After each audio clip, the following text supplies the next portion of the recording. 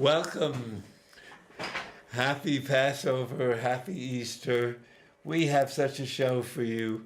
It's going to be an hour and a half.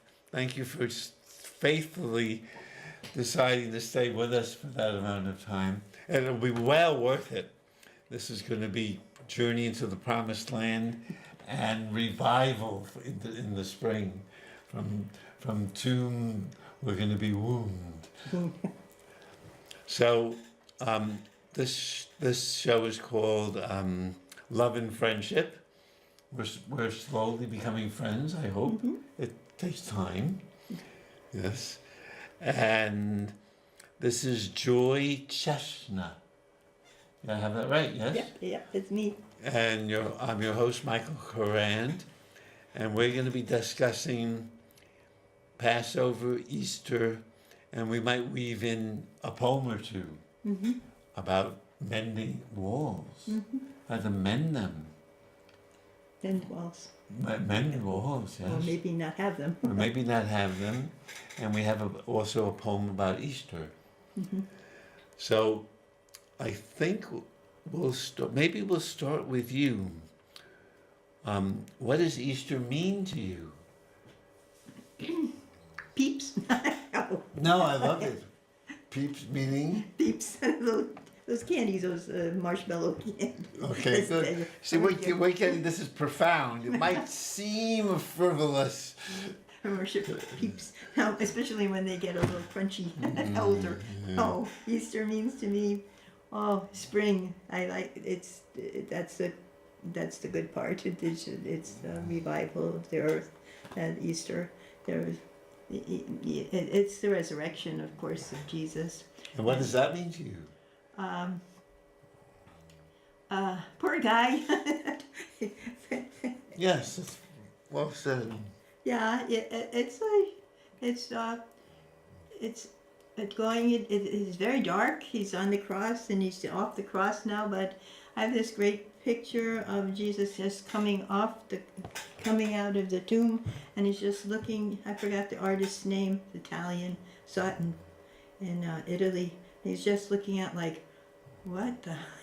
He just like that. Like he's just can't believe the pain he just went through, and he's being resurrected, and he's just sitting there going like that, and it's very, very touching. I should have brought it. It's a wonderful picture. Oh my! Well, we could have looked it up. Yeah, but it brought a lot of compassion for him. For him to have been when he's resurrected, having gone through all that.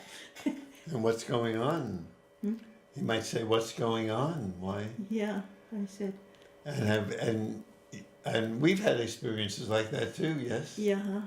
Like the awakening from going into the hell, going into dying and coming back again, and remembering what you went through before you felt like you died. Yes. Like I felt like I died many times. You want to share one of them with us? Oh. You don't need to, but you can. I don't think so. My memory doesn't pop up very quickly. But a loss of a family member and loss. I have no children, and then the children that I took care of, they're gone, and I was left alone, and I sort of felt, and all my traditions, the Easter traditions, everything's all gone, and now there's no family to have the Easter with, and sort of feels like dying. Oh my! Yeah, and it's very painful and very alone, and very alone and isolated. And here you are now. Here I am now. With me, and we have the amazing audience member, Edmund. Yeah. Joy's husband. But now I've resurrected, and I'm another person now. It's very. In what way? I'm just things don't bother me. I'm braver. I'm a lot braver now. Oh, in what way? Because I died already. Oh my! So. Now I can be brave. So how are you braver? Well, what doesn't matter now. Now it's time to do what I want to be to start my second life and make it better this time, maybe, and to see my old life and all the mistakes I made, and I've been seeing myself more honestly now. Like the enlightenment has come from my life, and now I see now I'm become. I feel like enlightened means that you light the darkness up, and so now I see the darkness of myself, and it's quite disturbing. But then when you get past it, it's good, because now you don't have to choose that anymore, because you know it was happening. Well, maybe that's just exactly what I've been going through. Mm-hmm. And I'm older than you. You're way ahead. Yes, it's very nice to get through it. It's a hard thing to be in. Mm-hmm. I was telling Joy before the show began that I have a Zen master, at least one. Maybe I'm blessed with many Zen masters, and they attack me. Like, go off with his head, off with his head. And since I'm a teacher, they always teach me. So off with his head means I'm way too much in my head. It was my way of surviving. And I had a friend, Lori Brand, who taught me if I arch my back, my heart is out into the world. It feels very vulnerable, like this. My head I usually walk around like this. So it might be hard to not do that. Mm-hmm. But that would be one example of a Zen master teaching me something. And it takes me a while, 2-3 hours, 2-3 years, to really learn what they're trying to teach me. So that's somewhat similar to you, I think. Mm. We learn through our suffering and our pain. The important lessons we learn through our suffering. Yeah. That we learn to Find the light. yes, or for you it's find the light.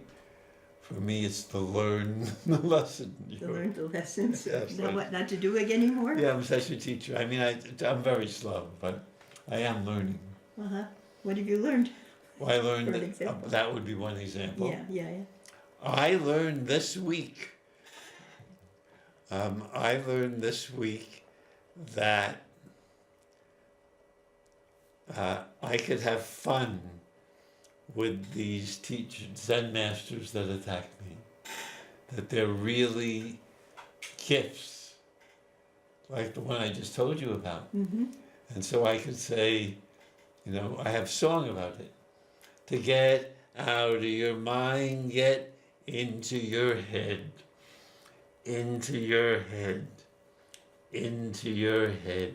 To get out of your mind, get into your head. That's how we get ahead.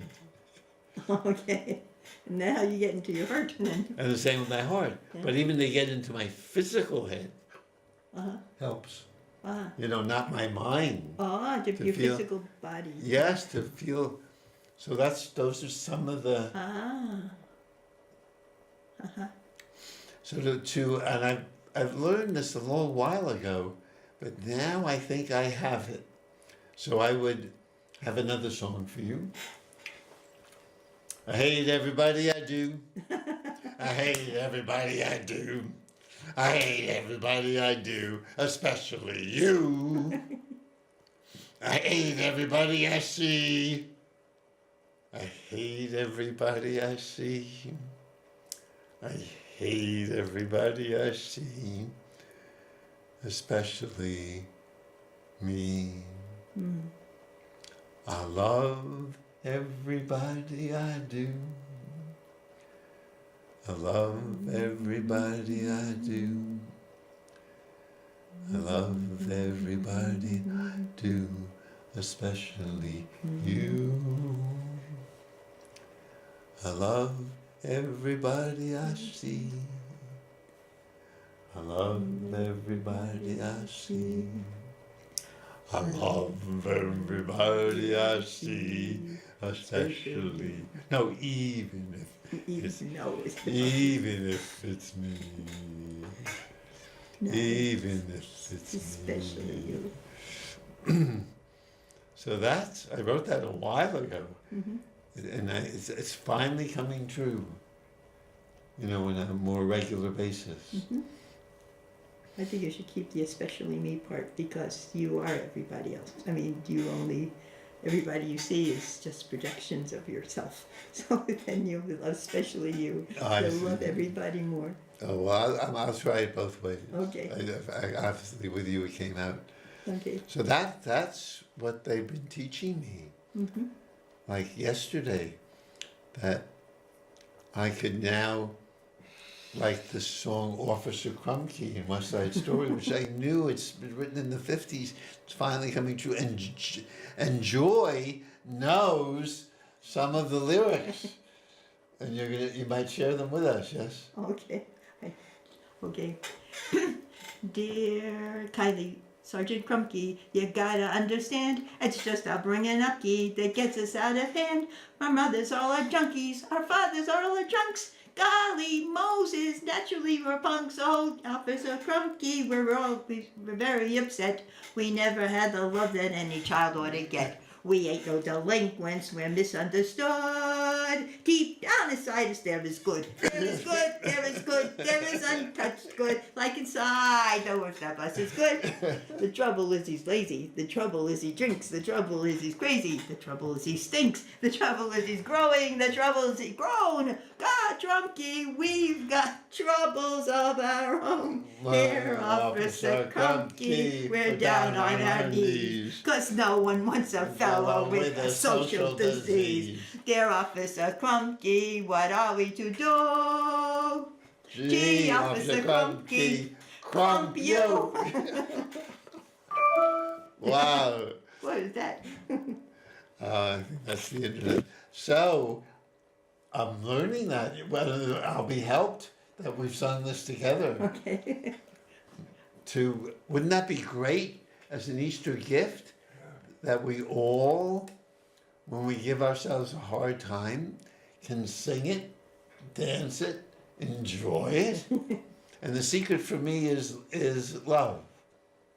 The secret for me is to have someone, my dear beyond significant other, and we went swimming, and I made her dinner on Friday.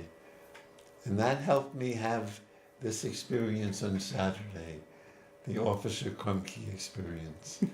That this time when my Zen master was giving me a hard time, he started to sing and dance. You're no good, you're no good. And that was so nice to enjoy. I mean, we should give ourselves hard times, right? Not all of us are as perfect as Edmund, who's in our audience, right? So that's so maybe we still have 10 minutes. I'd love you to interrupt me repeatedly. This is a story I like to tell about my understanding of the crucifixion and the resurrection. So, but you're going to do it most because we'll have time in our next show. So I think I like to call him Jeshua because that was his name. He was never called Jesus in his life. It would be sad if people are praying to Jesus for help and he says, I don't know what. Who are you talking to? Who are they talking to? Who's that I'm guy? sure he would. He's not dumb. He would get it. He speaks- But he was never.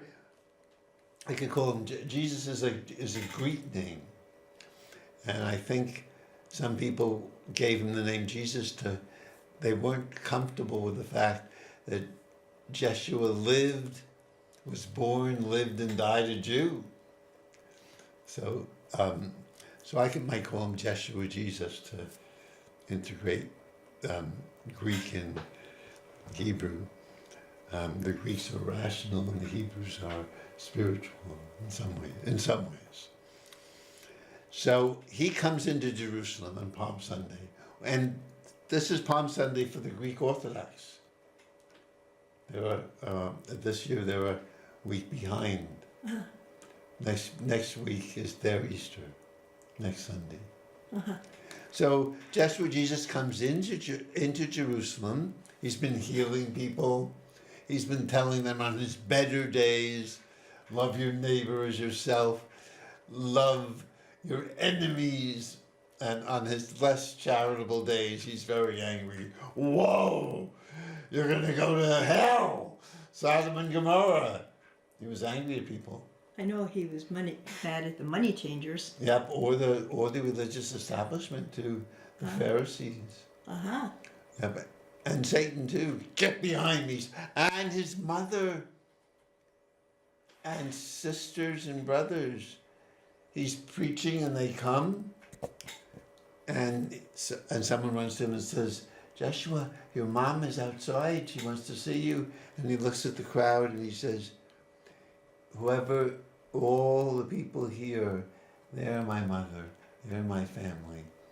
Because his mother thought he was doing he was crazy. Oh, I didn't. I mean, going around and... Yeah. And this is even in the Gospels. I didn't know that. And there's one great Gospel scholar who says, you can have a way better chance to know if what you're reading in the Gospel is true if the Christians wouldn't want it in. They would not want it in the Gospels. Because they wouldn't want this in. You're supposed to be nice to your mom. So you can believe it. Yeah, honor thy mother and father. Yes, and he wasn't, no, who's ever here, that's my mother and sisters and brothers. Not those biological family that's outside, wanting to come in. So he was tough. Tough love, to say the least. So he goes into Jerusalem, and people start, he's a loving man too, and powerful, not just lovey-dovey. As you can see, he's also has his fury, has his Zen masters. He has the furies that attack you too. He's got it in. And they're saying, as it says in Jesus Christ Superstar, they're cheering him. It's Palm Sunday. Hosanna. And they even call him the King of the Jews. And you can't do that in Roman-occupied Israel without getting killed. And they're happily saying it, probably thinking, I can't imagine them not, he and not, that he's going to start a non-violent revolution, or maybe mostly non-violent, and the people will rise and get rid of their Roman rulers, which is not so easy, as we've discovered in the Arab Springs in our lifetime. The money changers here. So he really was asking to get killed. I hope he knew it, maybe not. Maybe he was hoping, I think he was hopeful, that God could help him and they could create a new kingdom of heaven on earth. But he let some of those furies get the better of him. He goes into the temple, which is like going into Harvard Square or Washington, D.C., in the White House. He goes into the temple and makes a whip of cords, overturns chairs of the money changers, starts yelling at them. This temple is not, you're making it a den of thieves. And he's asking for it, unless he's hoping that the people will all stand by him against Rome, and it would be a nonviolent revolution like Martin Luther King, helping the blacks vote and be free. Well, there's the agony in the garden. It probably got covered that in the garden when he came out. Like he probably might have known that he was what he's up for. Yeah, then he knew. Then he knew. And then maybe he always knew. I'd like to think he was thinking of it as because there were many political communities of Jews at the time. The Zealots wanted to fight to free themselves from Rome. Maybe that's what the devil was saying to him. The devil was saying, look, this is what you started. This is what's going to happen. It was reality breaking in of what was going to happen from what he did. Oh, that was the agony in the garden, maybe. Oh, but he saw that this is not going to be successful. And what's the guy you can And what? And then he decided to stay with it. And We probably had no choice by then. then, yeah. So, I mean, I can feel for a Martin Luther King figure, and he inspired Martin Luther King, of course, that I'm going to fight for what is right in a nonviolent way, or mostly nonviolent, because he had that event in the synagogue. So I can appreciate that, fighting, you understand too, fighting with our violent nature, to be as loving as you are, right? Oh, yeah, that's a struggle. Yes. Yeah, yes. Not easy. I've got a good temper on me, yeah. Yes. Yeah. So you understand. Oh, yeah. So I love him for that.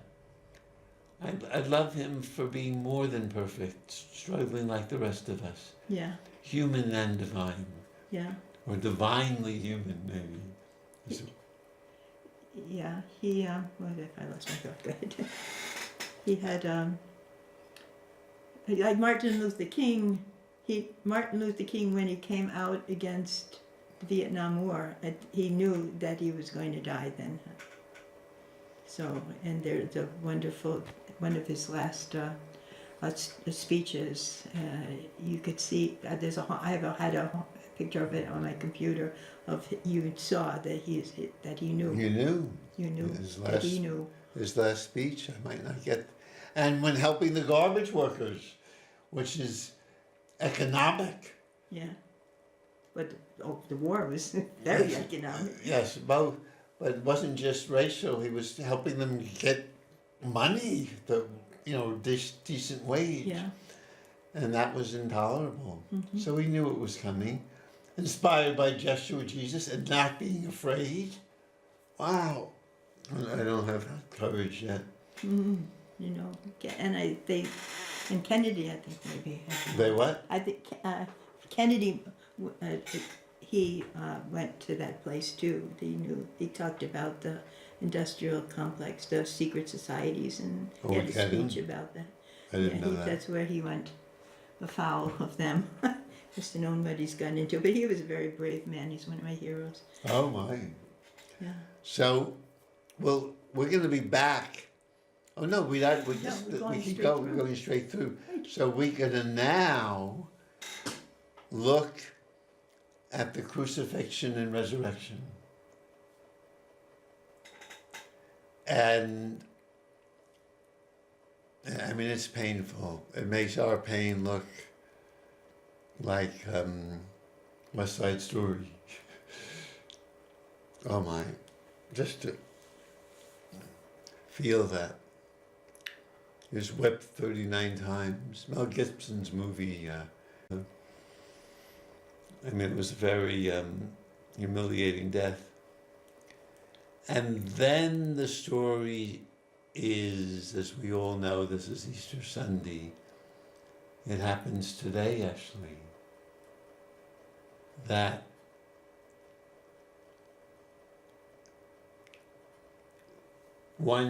his woman disciples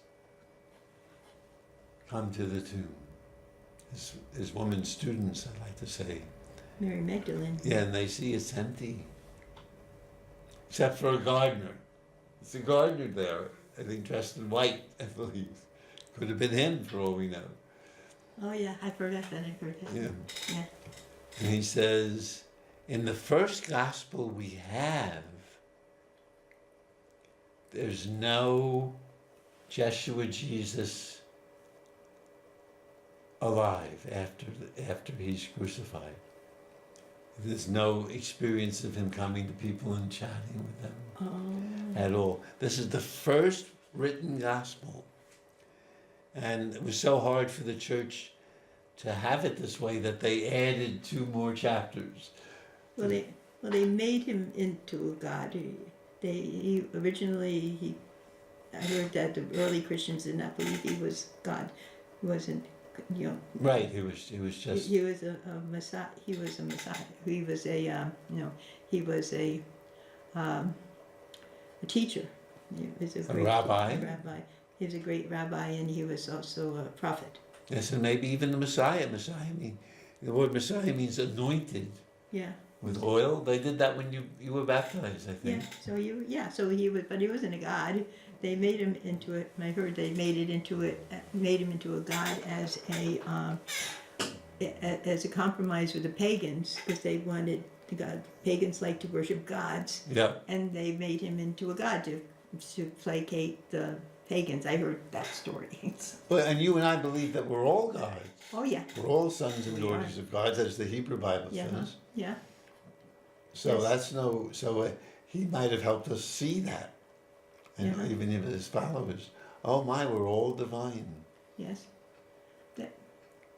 And it's interesting, and you had that article you showed me about from Gene Houston, Yeah. and in it he says something like, "I've done great things, but you're going to do better. You can do better." Yeah. Do you remember that? Yes. Yes. So and That was. he also has a great line which you again can believe, because the early Christians wouldn't want this in there. Yeah. They asked him, "Please tell us how to be good. You're such a good man." Yeah. And he said, "There's only one good being. It's not me." Yeah. It's all of us, and Yeah, so he knows. He's been through stuff. yeah. Huh? So nowadays we would say if someone is wrapped, and he was just on the cross for 3 hours, wrapped in fine linen by the people who loved him, put in a very expensive tomb, as you said, we would say that they revived. But we wouldn't use such a big fancy word. Huh. And the nice thing about using the smaller word revive is it's available to all of us. As you've been saying, you go to hell and then you're revived. The spring weather helps. Yes. Me too. So that would make it even, maybe it's just a question of semantics or words, because the Christian church does believe we can all rise with Joshua Jesus. Mm-hmm. But it makes it more understandable, at least. And I think he would want it this way. Yes, we can all revive even the most torturous experiences. And maybe even if we die, he might have had a near-death, I don't know why not, a near-death experience on the cross and discovered, oh, I'm out of my body, as people do. Even for self-defense, watching himself from afar. Oh, and then I could come in again. You can die and be reborn. So he had that experience. And so if people want to believe it was just him, because he was maybe the first one, you could use the word resurrection. Or if you want to think that it's something available to all of us, without denying the resurrection, you can say, oh, it's a reviving in spring, as spring, as the earth revives every spring. So I have a question. The article by Jim Houston. It goes into the pagans. The pagans had the rituals of death, and that they had rituals where people would sort of die. I don't know what they did, but they went through a death and resurrection ritual, and they each experienced that death and resurrection themselves, and then they came, and so they went through that, but themselves individually. But the church has put it all on a historical person. Yes. And so, do you think? feel that detaches us from the experience, that we're not learning from it because we put it off on him and let him suffer, and we don't put them together about that you're going to, when you're suffering so badly that you learn and get resurrected again. Or revived again, yes. Revived again. So we've shirked that responsibility, and we haven't learned the lessons from his death that way. Yes, but now we are. But now we are. And great mystics. Mystics are it's just a word for people who've experienced the mystery of divinity, because it's all way beyond our understanding. Mm-hmm. And they know this. Yeah. One mystic, or we could call them one experiencer of the divine, Meister Eckhart, said if we're not all born like Jeshua was, if we don't really realize that we're divinity being born, we're not really reading and understanding the story well. Mm-hmm. And you would agree with that. Oh yeah, 100%. Yes. Yes. So that's my understanding of the crucifixion. I wonder if we could have maybe a less big word. Could be torture, deadly torture, right? What we do to people in Guantanamo. There was just an article in the New Yorker about someone who was mistakenly tortured for a long time in Guantanamo and didn't do anything wrong. So Happening a lot now. Yeah. And things like that have been happening, and we're getting enlightened and seeing our past more, seeing how brutal every civilization has been in torturing people and doing horrible things. There's no civilization that's innocent of torturing people. And maybe the beauty of the story is that it's to be expected. This is the challenge of being human. And I love the church for teaching us this. Yes, expect crucifixion and resurrection. Yeah. That's just part of it. And inquisitions and Yeah, that's part of it. And painful deaths. That's part of it. And reviving or resurrecting and springing up. That's also part of it. So if you're having trouble with your wife, your husband, your child, your friends, torture them. that's part of it. We can see what we can do to make it better. But we know this is part of that's the huge population. There's 2 billion Christians in the world. And they know this, one way or another. They know this. I hope they take to heart what you said, that it's all of us. I think they do. That in some ways we all die on the cross, and we all spring up in the spring. Which brings us to the walls. And what? Which brings us to walls. Oh, okay. That we all do these terrible things. Every civilization does that, and we're all one. We're all humans, and there are these walls, building walls against people. It's ineffectual. It's not right. We should, because we're all one. So the walls separate us and make us crucify each other. Huh? Yeah. The lovely thing about the Tower of Babel, which is a bit of a brutal story, are people working together to get to the heavens, to bring heaven on earth. And at least the story then is, and they spoke one language. Yeah. And the God in that story says, I'm going to destroy their tower, make them speak different languages, because if they spoke the same language, there's nothing they couldn't do. And he says that, thank you, even that jealous divinity Jealous God. was admitting that if we all speak one language, which maybe we're getting closer with the internet, If we all speak one language, there's nothing we can't do. Ah. So you could look at the story that way too. So it comes back to Jean Houston again, because she talks about the power of the mind to do it. You do just about everything with your mind. We have infinite. Our minds are.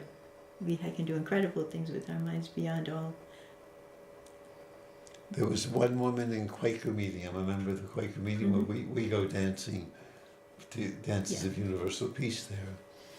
And she had heavy makeup on, probably to cover. It seemed clear to me she was covering her pain and suffering. And she stands up in Quaker meeting, because in Quaker meeting, if you feel the Spirit move you, you stand up. And she says, it's written by St. Paul that with God, everything is possible. And I want to tell you, with God, everything we desire is probable. So in some ways you're saying that too. Well, you mentioned walls. So, well, like the Tower of Babel, walls may separate us and stop us from understanding each other. Mm-hmm. Or I have my dear friend who said, which I needed, I had so many walls to protect me. Because if I opened my heart, at least when I was young, that would have not been a wise thing to do. Not at all. Not at all. You have to know. You have to know how to protect yourself. And so those walls I should cherish, even though they were hard on people I was close to. So I was telling you, my beloved first wife, Rabbi Khan, who I pray for now, pray for her health. When her son moved out, she said, I'm going to love you the way I love my son. She wasn't. And then she gave up soon. She said, my son takes it in. You have a wall. I can just feel it. I didn't know what she was talking about then. Now I understand. Yeah. Even simple things, if someone says, I love you, say, oh, thank you, is not admitting I really need that. And it's nourishing and delicious, taking it in. So walls were needed and also got in the way.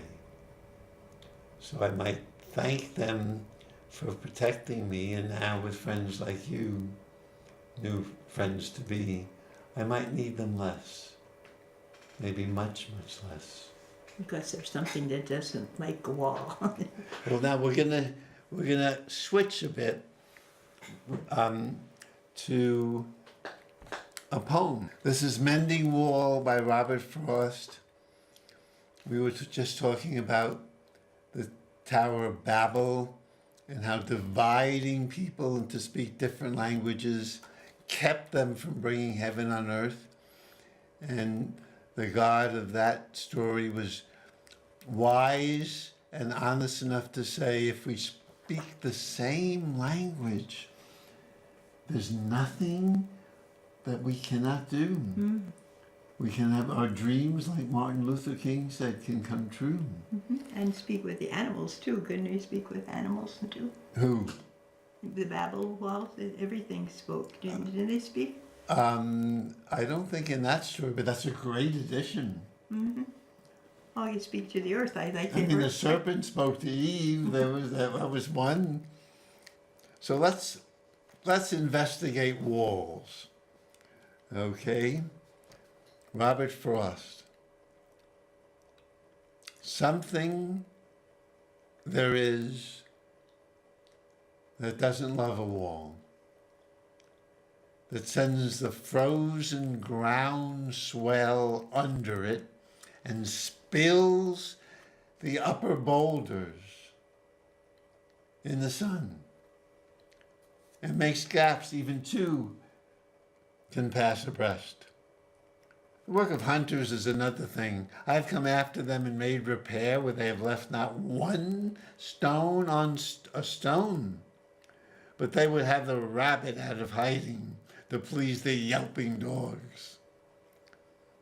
The gaps, I mean, no one has seen them made or heard them made, but at spring mending time, we can find them there. I let my neighbor know beyond the hill, and on a day we meet to walk the line and set the wall between us once again. We keep the wall between us as we go, to reach the boulders that have fallen to each, and some are loaves, and some so nearly balls. We have to use a spell to make them balance.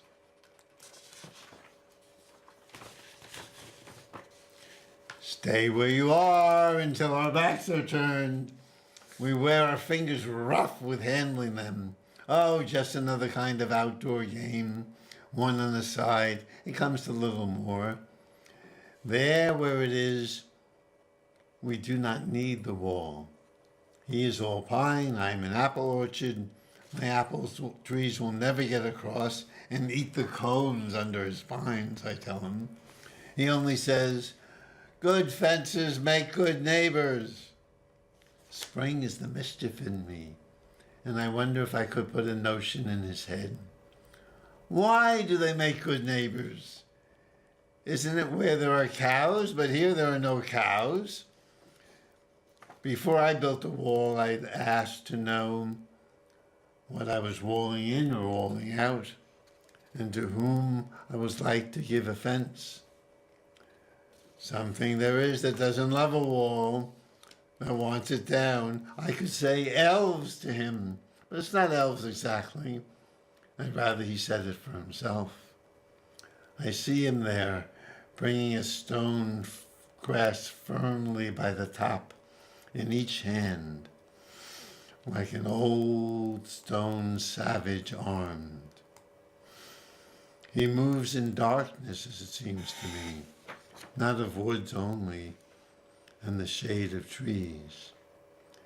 He will not go behind his father's saying, and he likes having thought of it so well. He says again, good fences make good neighbors. Wow. Well, back to us, I hope. Hello again. Here we are. We missed you. So what do you make of this poem?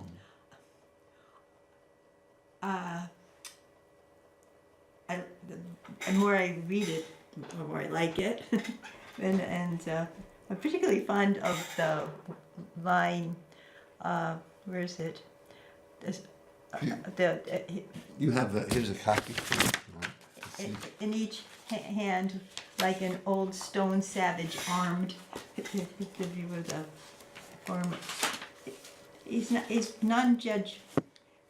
When I first read it, I felt like he was making judgments against this the farmer neighbor, but he's just playing mischief with him. The burning question is, if he doesn't like a wall, why did he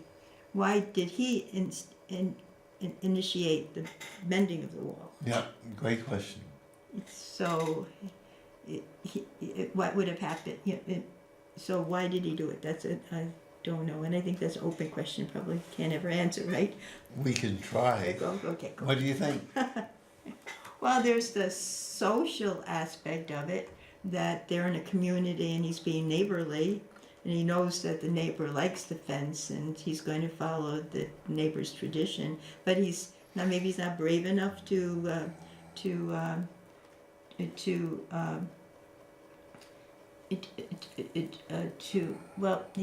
he just plays with him, right? It's all a game. He's playing a game with them. Because it's not needed. It's not needed, but it's tradition, and a not needed tradition. Like there are many traditions that are not needed anymore, and we continue to keep them up. I'm liking it more and more as you speak of the poem. Yeah. And then of course there's the aspect of that there's something that doesn't like the earth doesn't like the wall. It's not natural. The earth's always shifting. Yep. like, yeah,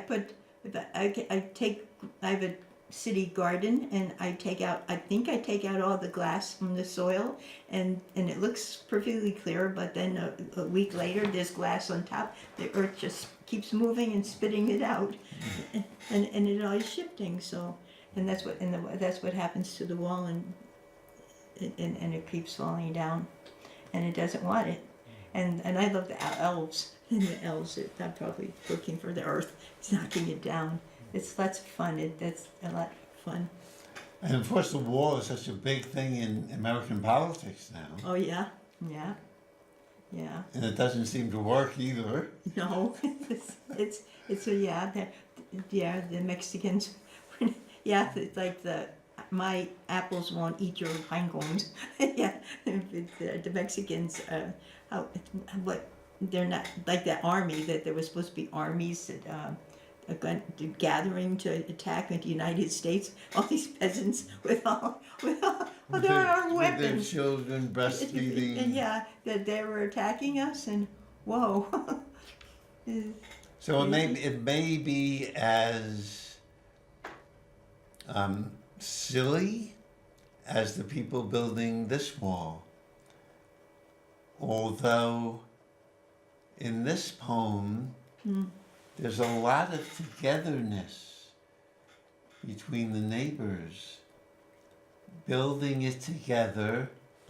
Each on one side, though. Yep, and knowing it won't last even until they turn their back.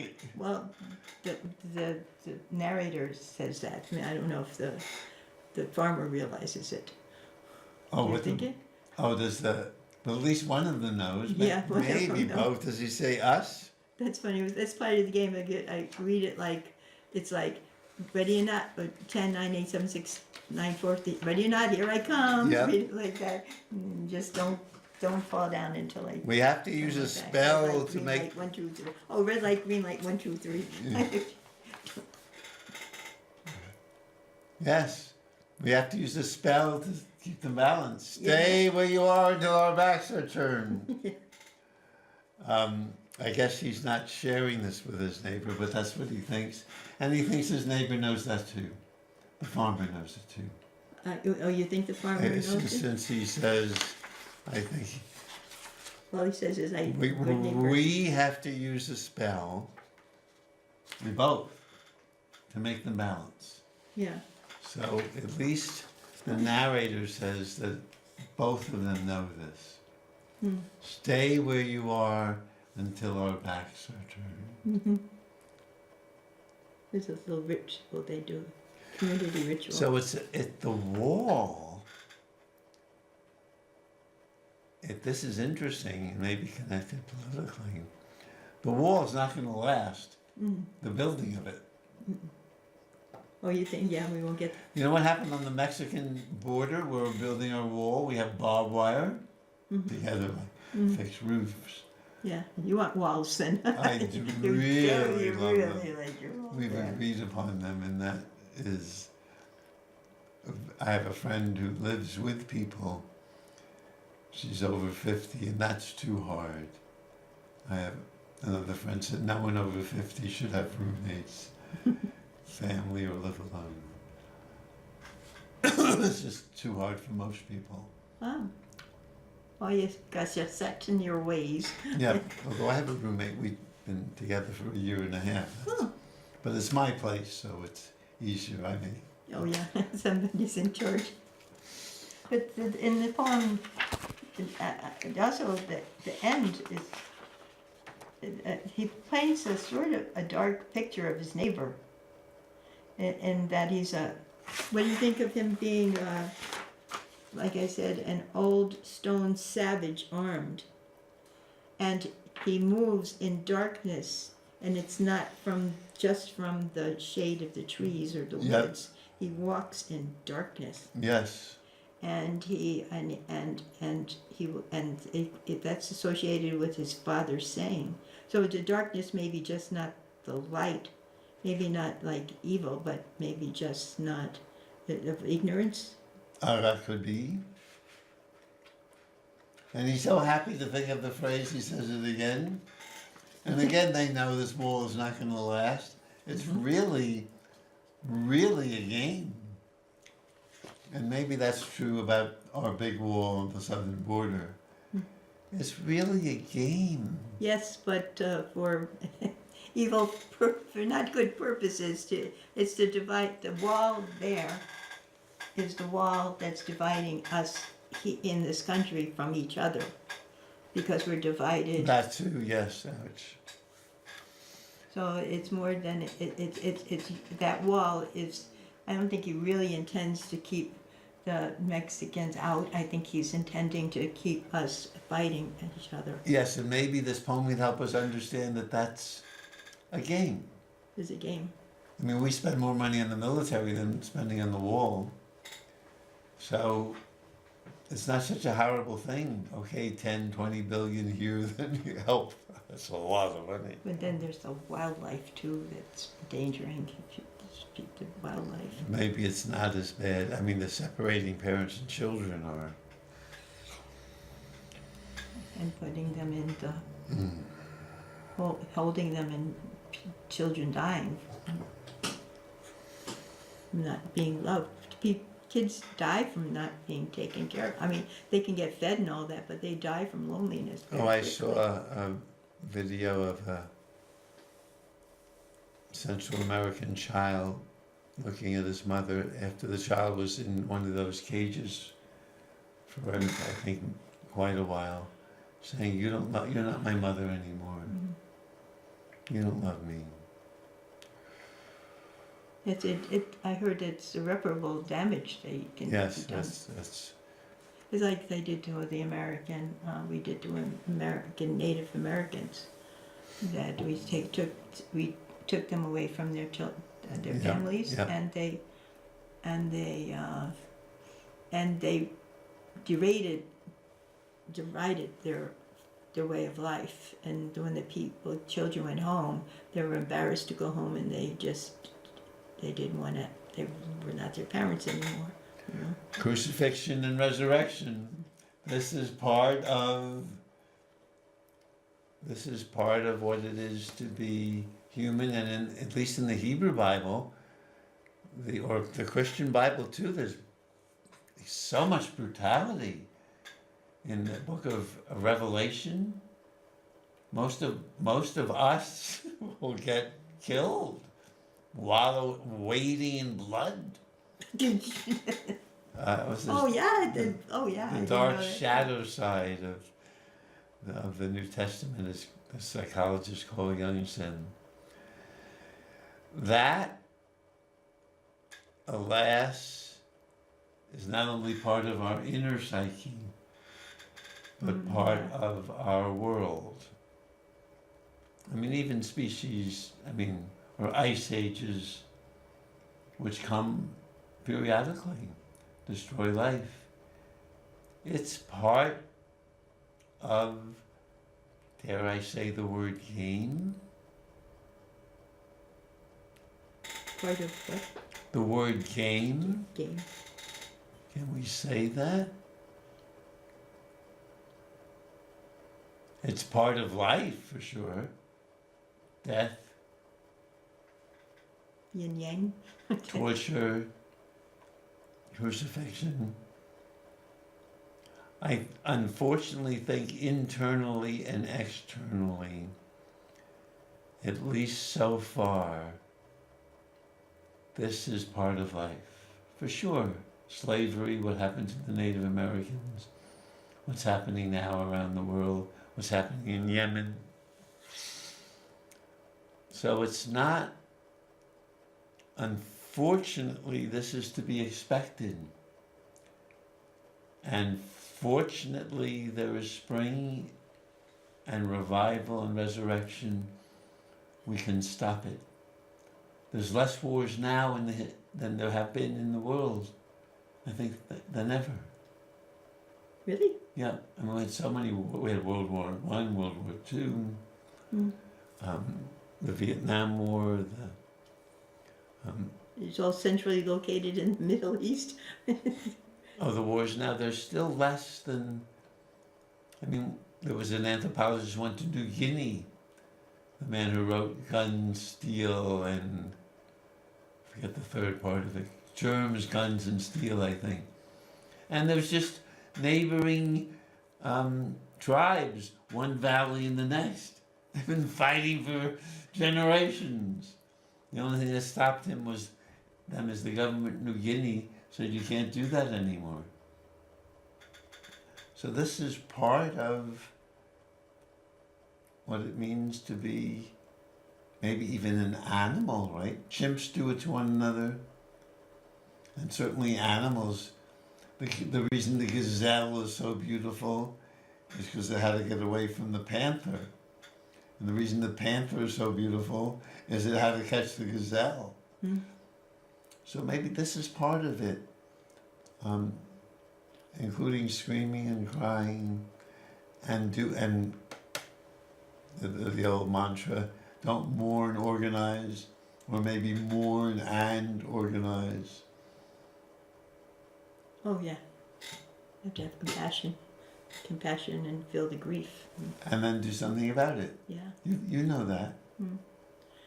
Yeah, I've been reading, I've been being attracted to Thich Nhat Hanh. Yes, I love him. Yeah. And he says that,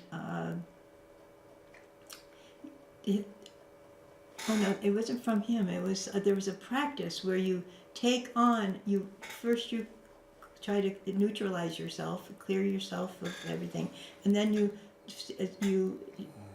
you take on somebody's pain. And by taking on their pain and really feeling it, then they lose the pain. They feel your calmness. So you sort of trade for a minute, and then they could feel the calm, and then they could put in. But this is some sort of Buddhist exercise that I didn't read it from Thich Nhat Hanh. It was Overcoming Fear book. Wow. And this is the heart of the Christian story. This is the heart of the Easter story. That Yeshua, Jesus, was taking on all of our pain. Yeah. All of it. And helping us rise through it. Mm-hmm. And that was God doing it. Not a separate God like in the Tower of Babel. Yeah. A God listening to joy and saying, okay, I'm now part of it. I'm one of you. I'll share your pain, and together we will overcome. We will overcome. Or in that I've heard that you have to, the darkness creates the light. So that you have to go through, you have to have the darkness to have the light. And like when you go through suffering, when you get through the suffering, you go see the light because you're not suffering, and you can see the good. You're more open to the good and the light after you've suffered. Because the suffering kind of cleans you out. Right. For some new delight. Yeah, some more suffering later. Yeah. We still have a little. The moment. I'll be basking in we this. purge, we vomited it out. I'll put some sunscreen on and bask in the light for a We minute. learned about it. They taught us Yeah. some of the things. I mean, the stars are out, now, and during the day, but you need the darkness to see them. Yeah. Literally to see them. So, yin yang thing. Well, now that we've explored the resurrection and the crucifixion and understood that walls maybe are a game, because we're really together, whether we like it or not. Although sometimes we really need them, as in my condo. We really need them. We decided, we didn't have to. And we decided, and we could have all lived in one big commune, but no. So there we needed them. So sometimes we need them. Sometimes they're not needed as much, maybe say that. Sometimes good fences make good neighbors, and sometimes there's something that doesn't love a wall. Now Joy has blessed us with another poem about Easter. Let's see what I can find it.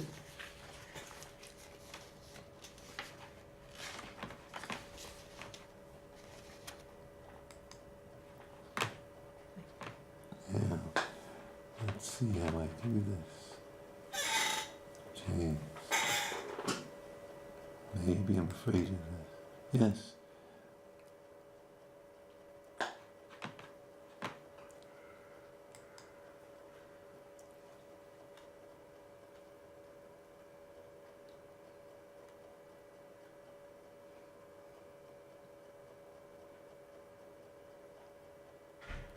Yeah, that was it. Haha, there's the poem, I think was it.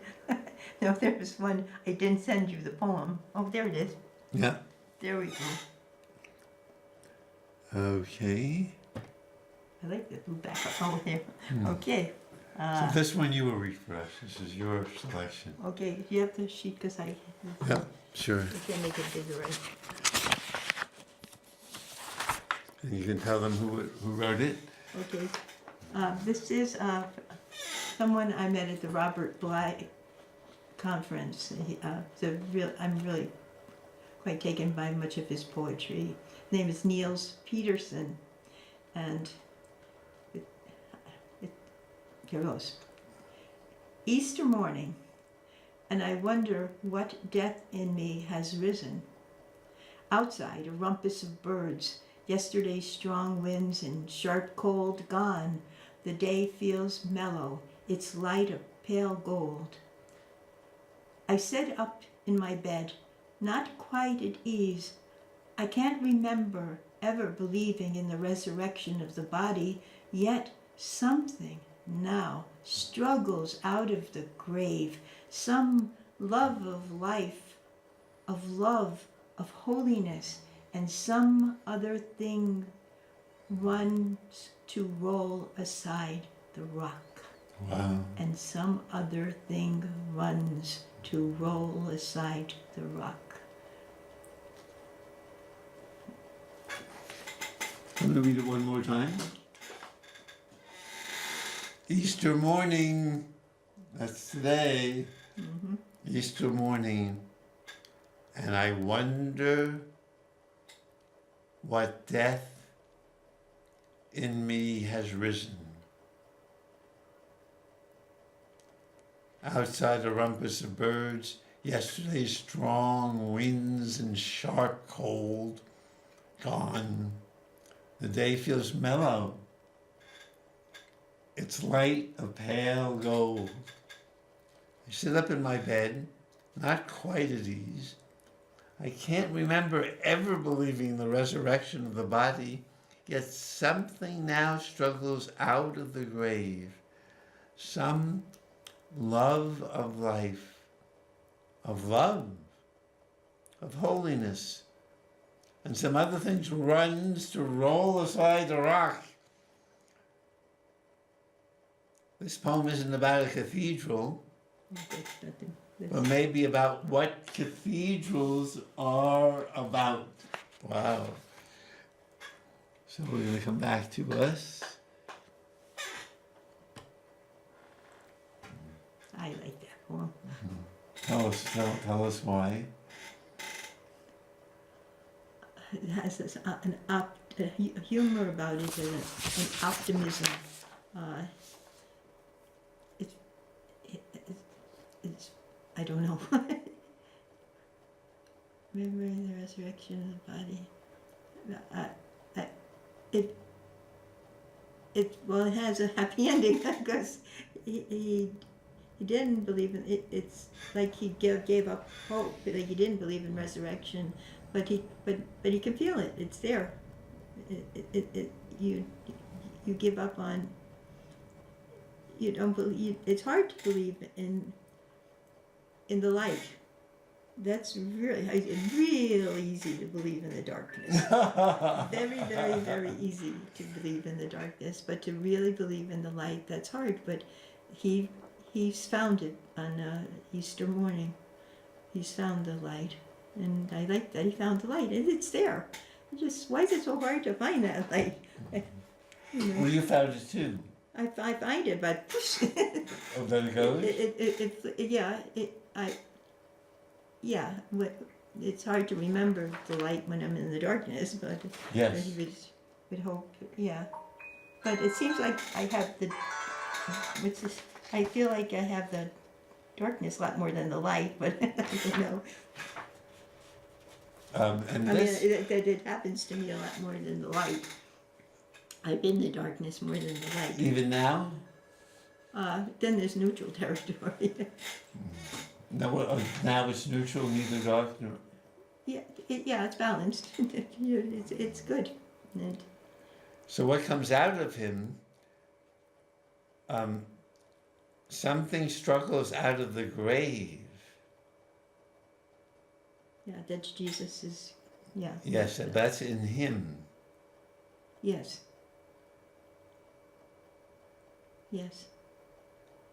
Some love of life, of holiness, and some other things runs to roll aside the rock. He doesn't even know what.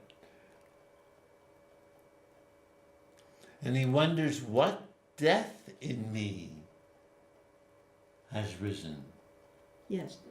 It's what death, that's a little awkward, but death in me has risen. It has, what has it risen up in me? What has death risen up in me? I think Because the that's death is in there, yeah. like a hard stone Yeah. from the other poem. Yes. Those boulders. And from that death, what has risen up from me? And something is that doesn't love that heavy stone and rises it up. I know that. Yeah. I have to lie in bed 2-3 hours and let it lift. And something inside, some love of life, of love, loving love. Do you understand this? Of holiness. Mm. I don't think I'm there yet. Maybe that's just something tender, some tenderness. And some other things runs to roll aside the rock. Mm. Even like writing the poem to remember that we can roll aside the rock, Mm-hmm. that heavy rock. Mm-hmm. What do you make this poem isn't about a cathedral, but maybe, he's a modest poet, about what cathedrals are about. Say it again. This poem isn't about a cathedral. No. I'm sorry, he also wrote a poem, which I don't have, about the cathedral. Oh, It's about that the cathedral's outside in nature. That's where the real cathedral is. And I've seen lots of things on Facebook where this is the cathedral you should be rebuilding, is all the forests that have been destroyed. That should spend all the money on those cathedrals. Those are the true cathedrals where God lives. although you believe God lives everywhere. Yes. Yes, Even but that's in- where you worship. That's where you would go to worship. Although maybe could we worship everywhere? Well, And even in the horrors that are happening? well, the trees help. I think trees help you worship by their energy. I think God for me is growing in some of the old ways, like the Old Testament gives way to the New, and the New Testament is growing too. As you said, people began to see Jesus as God way after he died, and that's a growing, because then we can see we're all divine, sons and daughters. And what's the line from Dylan Thomas about the green hues? Yes, the force that through the green fuse drives through my heart. I believe that's it. Yeah, and that's the God force, and that's a growing. It could be with the green force. It could be a green force or the God, whatever. Yeah. Whatever you wanna. Well, we have only 6 minutes to wrap this up. So I think we share similar experiences. Well, what would you make of all the things we've been saying? Good for us. Thank you for all staying with us. Hour and a half. So Joyce, what would we make, Joy, what would we make of all we were saying about Jeshua, Jesus being revived? Might be another word beside resurrection. So we said a lot. To sum it up, Or just maybe just some of the thoughts about walls, in some ways making them as a game. In some ways they're needed, like in my condominium complex. yes. In some ways they're not, probably, like the wall between the United States and Mexico is going to be like the poem. As soon as you turn your back, the barbed wire is gone. Mm. Are we ready to not have, like you said with the Tower of Babel, God doesn't want us to have all that power. He's jealous. Are we ready to take on our godliness? Are we ready for that? And that's the only. So if we take the walls away, will that bring us through the godliness of us, of our, of our power, of our that the tremendous power our brains have, and that we are capable of? I think science doesn't have walls the way politics does. Yeah. Scientists in Japan or Russia or China need to be in good conversation with scientists in the West, and the same for the scientists in the West. Mm. Someone once said, it might have been Kipling, "East is east and west is west, and never the twain shall meet." And someone else said, one of the great gifts of the 20th century is the East has met West. And we know that when we dance together. Mm-hmm. We can do Hindu dances, Muslim dances, Jewish, Christian dances and songs. Mm. And they're all different ways of worshiping the one divinity, the uniting divinity. Maybe it's not just one and the others aren't. They're all part of the divine divinity, just like we are all our parts. Where would we be without our mouth and only with our eyes? We'd be hungry. We need all our parts. There is nothing but Allah. Yes. That's the best line. There You is like nothing that? but Allah. Wow. That's all there is. It's simple. Just you don't have to talk anymore. There's nothing but Allah. That's it. We're just. Well, maybe we won't talk. I'm tempted not to talk. Because there's nothing but God.